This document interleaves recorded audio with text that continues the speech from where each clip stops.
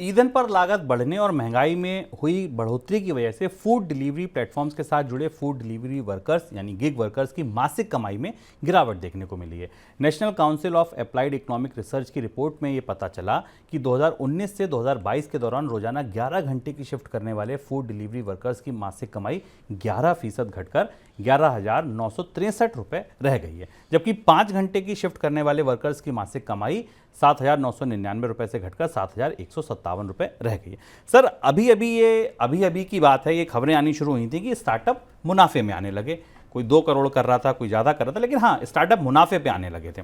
एक तरफ मुनाफे की सुनहरी तस्वीर, दूसरी तरफ जिनके ऊपर ये स्टार्टअप टिके उनकी ये स्थिति।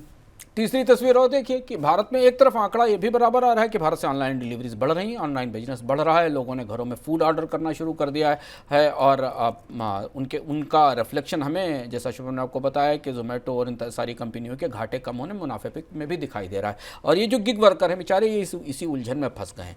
अब यहाँ इनकी इनकम बढ़ाने की संभावनाएं या इनके वेतन बढ़ाने की संभावनाएं बेहद सीमित हैं। इसलिए एनसीआर की स्टडी खासी महत्वपूर्ण है कि जब कोविड के बाद भारत में ऑनलाइन सर्विसेज की डिमांड सबसे ज़्यादा तेजी से बढ़ी, लोगों ने उसका इस्तेमाल करना ज़्यादा शुरू किया कि कोविड के दौरान आदत पड़ चुकी थी, तो कंपनियों को तो मांग निकलती दिखाई दी, पर जो लोग सामान डिलीवरी करने जा रहे थे उनकी इनकम में कमी आई। अब मार 2 वजह से पड़ी। एक तो डिमांड बढ़ने के बाद भी कंपनियों ने इनके कमीशन या इनकी वेतन नहीं बढ़ाए, क्योंकि उनको स्टार्टअप कंपनियों को अपने घाटे कम करने थे। उस घाटे कम करने की वजह से उन्होंने लागत में कटौती की और शायद उसका सबसे बड़ा असर इन कर्मचारियों की तनख्वाह पर, वेतन और कमाई पर पड़ा है।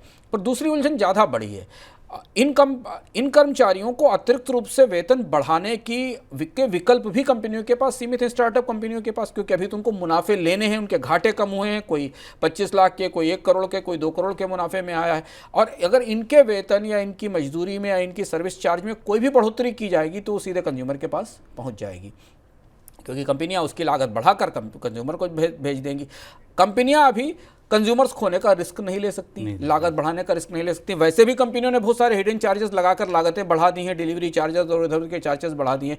तो ये गिग कर्मचारी मुनाफे की कोशिश की जद्दोजहद में लगी कंपनियों के जो बिजनेस मॉडल हैं उनके बीच में जाकर फंस गए हैं। इनकी ज़िंदगियों में इनकम में बढ़ोतरी की संभावना सीमित है, जबकि कंपनियों के लिए इस समय मुनाफे दिखाना और अपने इन्वेस्टर्स को संतुष्ट करना ज़्यादा जरूरी हो गया। और यही वो पेंच है जहां शायद अब इस बात की कोशिश सरकारों को करनी चाहिए कि गिग वर्कर्स के लिए कोई ना कोई सहायता की या बड़ी स्कीम आए, जैसे कि कुछ राज्य सरकारों ने की। शायद केंद्र सरकार में भी एक इसी तरीके की स्कीम पर बात चल रही है।